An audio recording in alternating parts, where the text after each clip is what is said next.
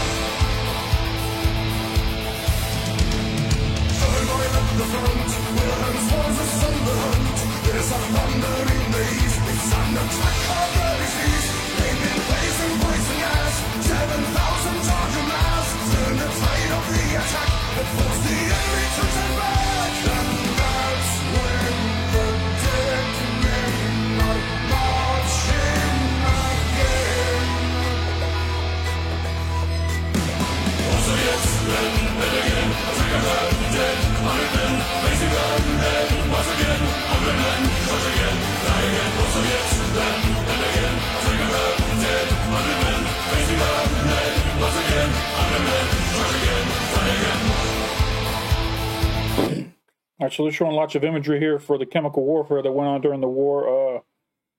Pretty sure this is World War I, if I am correct. Let me know if I'm wrong in the comments. But there was a lot of chemical warfare going on during World War I, and I'm already intrigued. I have no idea who these 100 dead men are that they're talking about. So let's get back into it.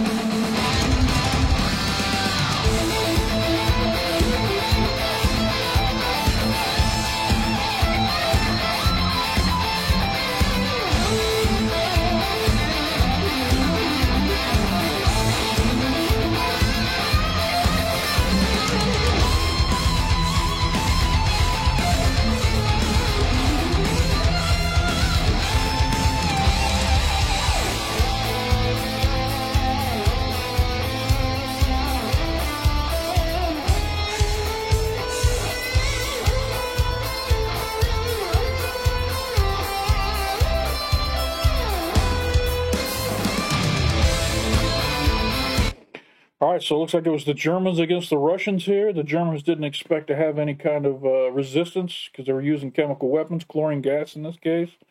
And the Russians, rather than retreating, wrapped themselves up in some cloth and continued to fight forward, surprising the Germans that they were resisting and fighting back. And that caused the Germans to retreat. Crazy. I never heard this before.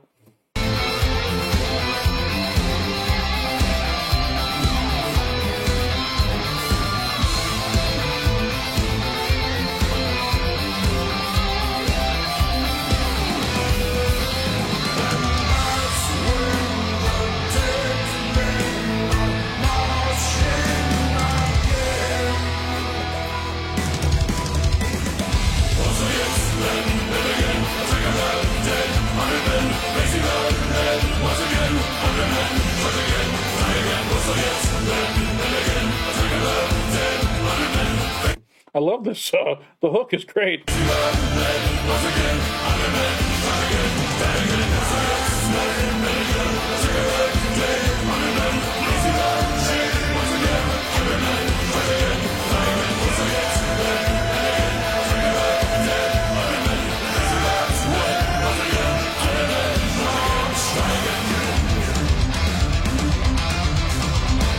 Wow. All right, a great song. Tells a great story. It's got a heavy beat. It's got a great hook. Sabaton killing it once again. All right, let's jump into the live. This is the Sabaton Live, the Great Tour in London. This is the one that was requested most by people in the comments section. So if you don't like this particular version, don't come at me, bro. All right, here we go. Attack of the Dead Men live in London.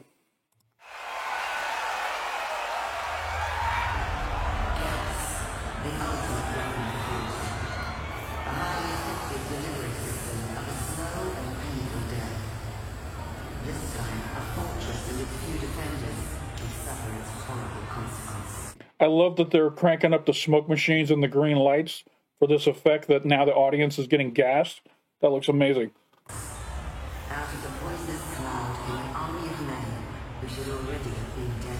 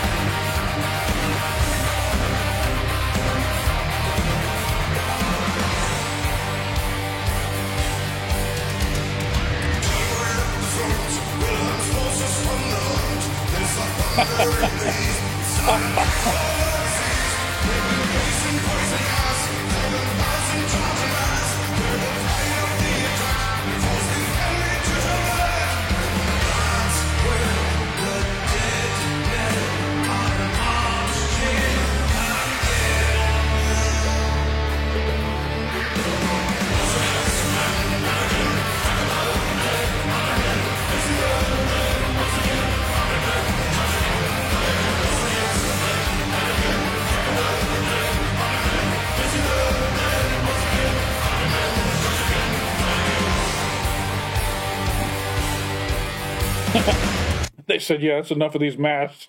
We got the effect done. Let's go ahead and get these things off.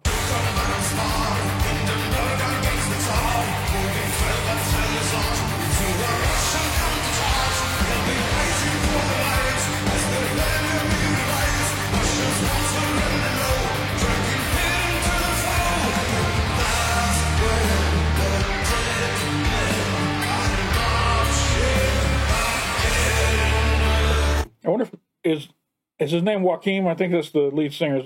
You think he's got a microphone inside the mask, or are they just playing a track over top here?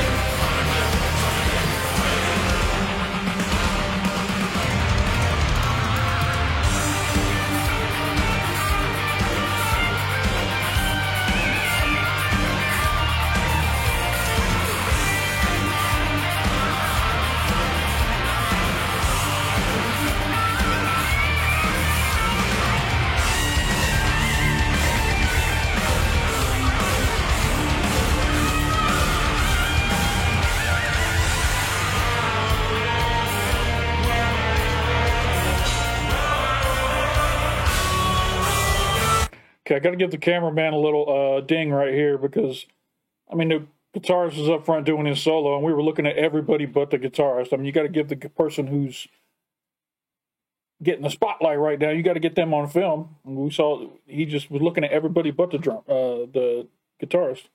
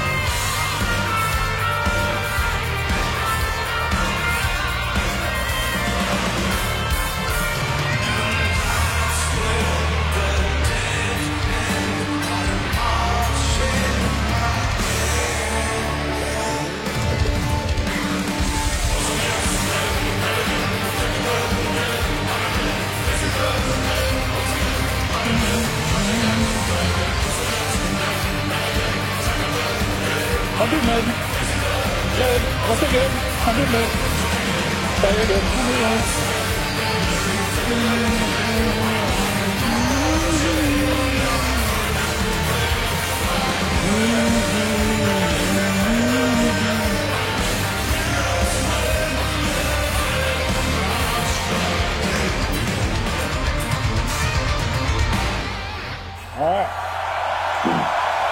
Very cool.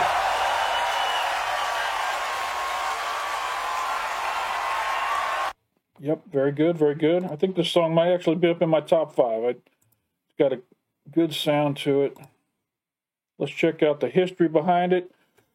For those of you who don't stick around for these history lessons, I appreciate you stopping by. Don't forget to come on back. But for the rest of us who love the history behind these songs, let's jump into Attack of the Dead Man, Gas Warfare on the Eastern Front, Sabaton History 051, the official video. And let's do it now. I'm Indy Nidell. And I'm Per from Sabaton. And this is Sabaton History.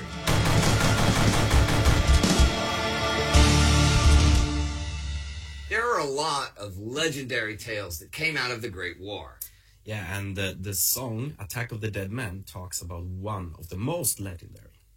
And the strangest. And the most legendary. Yeah, but the strangest. And maybe most legendary.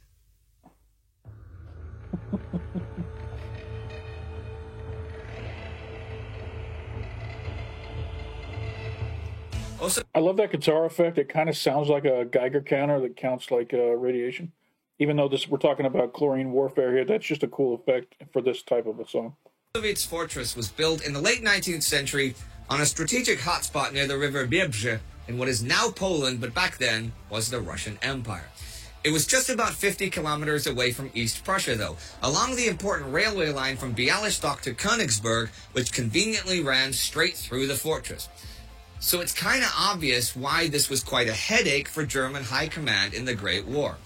This close to the German border, and effectively controlling one of the few railway lines through all the bogs and marshes in the area, the fortress had to either be taken or destroyed. Otherwise, it would prevent any advance into northern Poland. In fact, the Germans had tried to take the fortress back in September 1914 and again in February 1915, where the second attack had severely damaged much of the fortress defenses through heavy bombing. But the main defensive ring had nonetheless held long enough for the Russian counterattacks to force the attackers to break off. By the summer of 1915, though, the Kaiser's army was determined to try again. Now, August von Mackensen's Gorlice-Tarnów offensive that summer had thrown much of the Russian forces on the Eastern Front off balance, and German and Austro-Hungarian forces advanced on a wide front eastwards. Seeing their chance, German high command wanted to also take Poland in a frontal attack and ordered Generalfeldmarschall Paul von Hindenburg on the offensive. Auschwitz Fortress was an important prize to take from the weakened Russian army. So 12 German infantry battalions, accompanied by up to 30 heavy artillery pieces, set their sights on Auschwitz. The core of the Russian defenders, under General Lieutenant Berezovsky's command, was made up of around 500 men from the 226th Infantry Regiment Zemlyansky, supported by several hundred militia. They dug in several lines of defenses and redoubts, trying to give the German artillery as small a target as possible. But once the assault began, much of the fortress walls, barracks, and towers began to crack under the heavy German siege artillery. But artillery alone won't take the fortress. They would still need the infantry for that job, and the Russians had enough machine guns and defensive works to make that very difficult and very costly.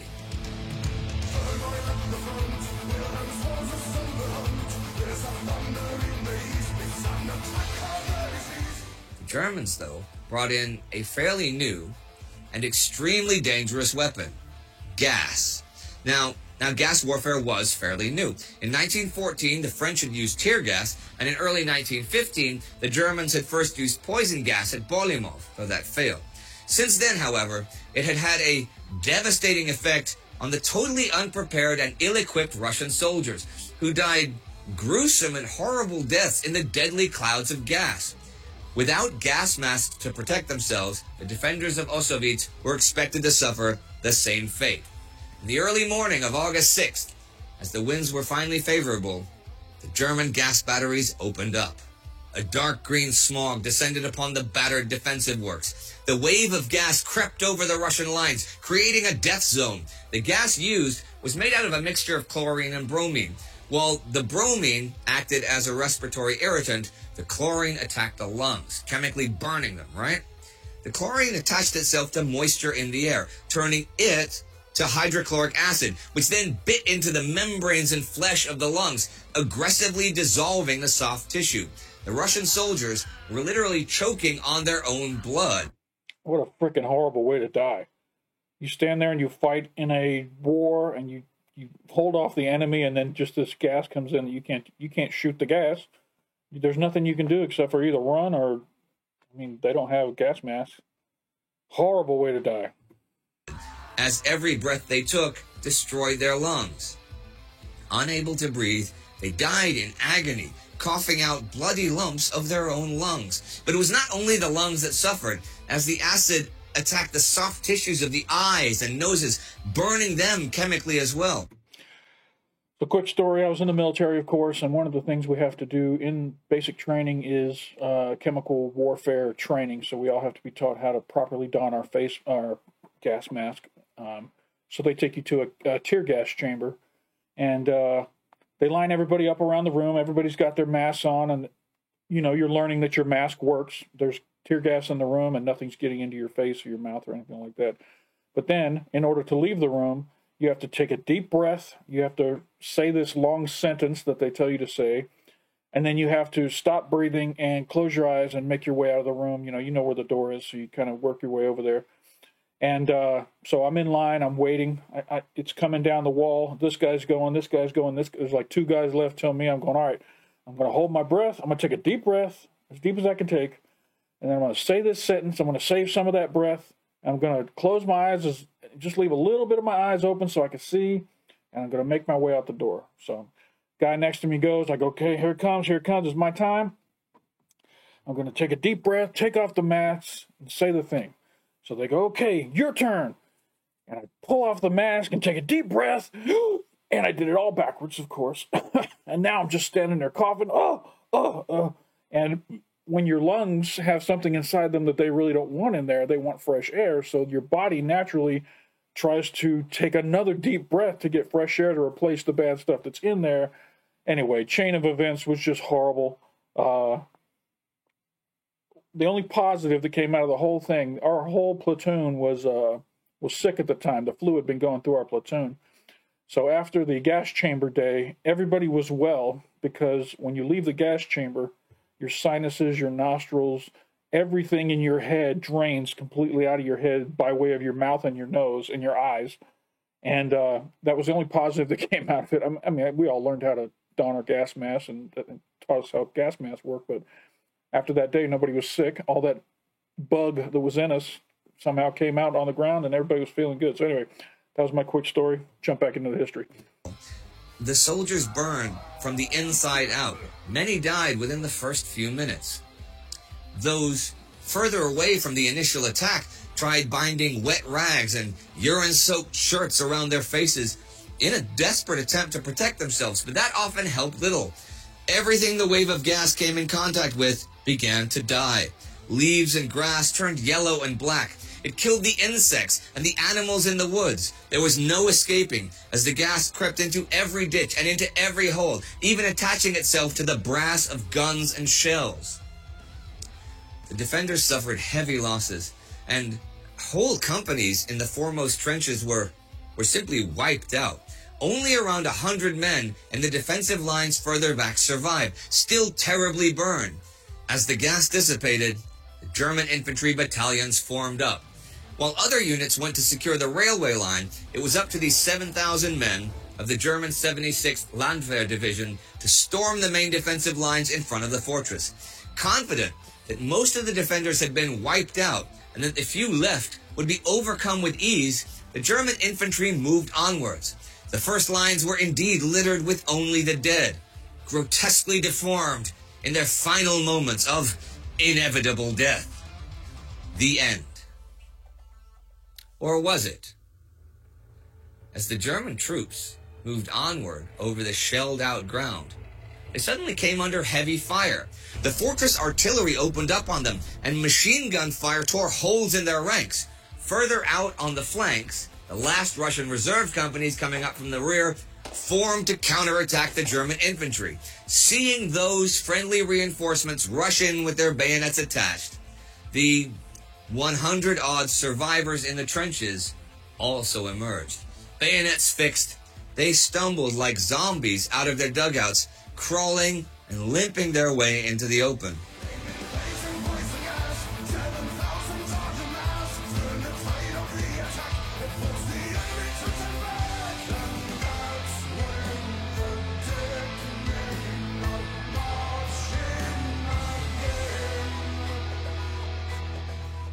Complete shock stopped the German attackers dead in their tracks.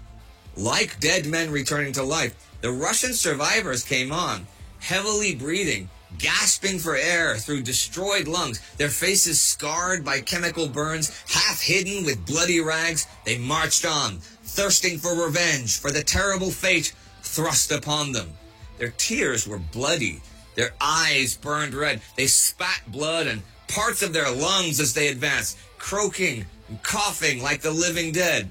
This horrible sight, as well as the unexpected counterattack, halted the Germans, and a deep panic set in.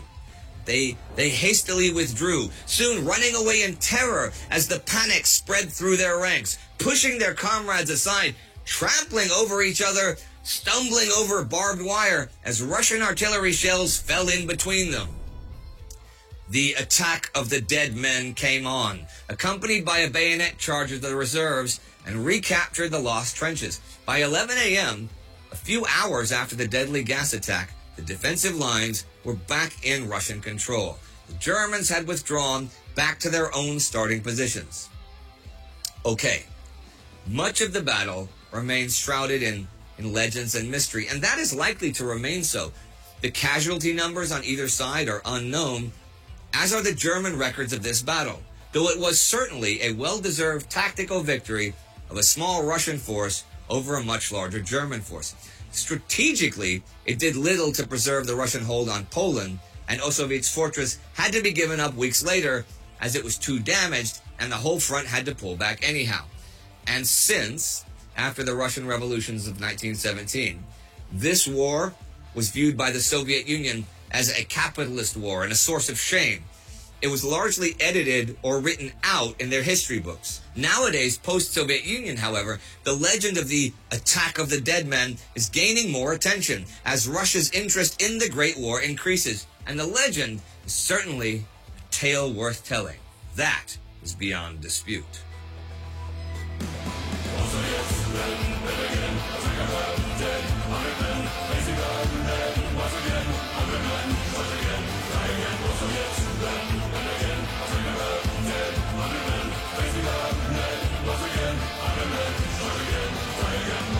The whole song Attack of the Dead Man, it was one of those like super like, okay, we're gonna do an album about World War One. Yeah. And when I was presenting the idea to our record label Nuclear Blast, they were like, okay, so you're gonna have a song about gas? And I was like, yeah, sure, there will be a song, such song. We didn't know exactly how we're gonna cover it, like in which area, but the story of the dead man was one of the absolutely like most legendary ones that we definitely felt that we needed to get in. And then that's the Ossowiec fortress. That's where we get in the. Have you been there? No, I never been there. But we've received a lot of fan mails saying like, this is something you really should write a song about. So in the end we did. And we had a little bit of a special way of revealing the song to the fans. Because in Russia there's this guy who is famous as Radio Tapok. He's got a very popular YouTube channel. He's a touring heavy metal musician who does cover songs of bands like Sabaton, but he translates them into Russian. Okay. So I asked him, would you be willing to do a song which nobody has ever heard? And do it, you translate it into Russian, and you release it before us. And he was like, that's a weird thing. I never heard of it. Sounds kind of cool, though. Yeah, so he before anybody has heard the song, he heard it, he recorded it, he translated it into Russian, and he made a music video for it and put it out. I think that was interesting way. A lot of people said I'm crazy when I come with such a marketing idea. But you could have sued him for millions of dollars. Yeah, that could have been. That could have been the case. Like, hey, you stole our song. You told me. Why would I tell you? But we actually gave him the song, and it was very popular, and he did a good job. And maybe we can listen to a little bit of Russian version of it. I hope so.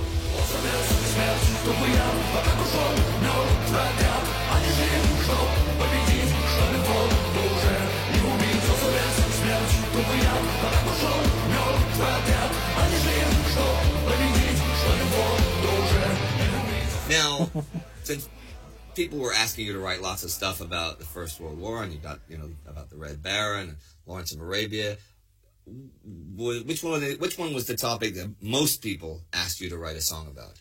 About World War One. Yeah. And the most requests are for the Christmas truce. Aha, okay. Funny enough. But we didn't have a song that fitted to it, so we couldn't get it in. But second most wanted song was Attack of the Dead Men. It's interesting because I didn't know that story before I started writing The Great War, but I'm a historian, and you think, but it's really the last few years it's become so much more. People know so much more about it. So, and guess where I found out about it? Mainly. Oh, yeah. Okay. From you. So that's my job. Well, we have the fans as well, but where we were looking for information about it was mainly from you. Huh. Well, it's nice that I can change the world one person at a time, or one metal band at a time. Now, I mentioned before in the history bit that there's not a lot of specific history about this specific battle. Like, there's so many things we don't know because so many of the records were destroyed or mislaid or intentionally destroyed during the Soviet Union because World War I was not a patriotic war. It was the imperialist war. It's the problem that we often face. People say, here is a story, and then you can't find the proper information about it. These days, it's so much easier. But going back to the beginning when we started to write about it, it was not easy for us to find information. Sure. I mean, people who are into history, people who are historians, they know where to search, where to find. They have the networks to find it. We stand in the beginning absolutely alone. We didn't even have the fans. Yeah. So I'm thankful for where we stand now, where we have good contacts like you, for example. Very good reference for World War One. Historians like Marcus and Vika and stuff. Say Perfect hi, guys. There you go. They're our awesome team who can help us with coming up with the information. But in the beginning, it was really difficult. Well, you mentioned the Christmas truce, and people asked a lot during the Great War, and they still ask, like, well, did they try anything like that on the Eastern Front? Because the Christmas truce was on the Western Front. Mm-hmm. And they're like, how come there was nothing like that on the Eastern Front? There's a very simple reason why there wasn't on the Eastern Front. Orthodox. That's the truth. Some Russian soldiers did try an Easter truce in 1916. They came out of their trenches on Easter, to start the same sort of thing, and they were all shot at and taken prisoner by the Germans and the Austrians because they used a different calendar, and it was 13 days different, so it was not Easter to the Germans and Austrians. They just saw a bunch of Russians walking out of their trenches for hanging out and going, hey, come on, here's some drinks. And shot at them. I wouldn't have shot at them. Drinks are drinks. Yeah. Never look a free drink in. Well, that doesn't make sense. I'll shut up now. You can edit that out. So what are you doing? I'm having drinks. Drinks. All right. Well, since it's drinking time, I guess it's time for us to say goodbye. Fair? Yeah, it is. And thank you for everybody for watching this episode of Sabaton History. Listen to me, everybody. We love the Sabaton History channel. If you do it, please share it with us. Support it on Patreon, YouTube, and any way you want. Thank you for your support. Let's do this forever.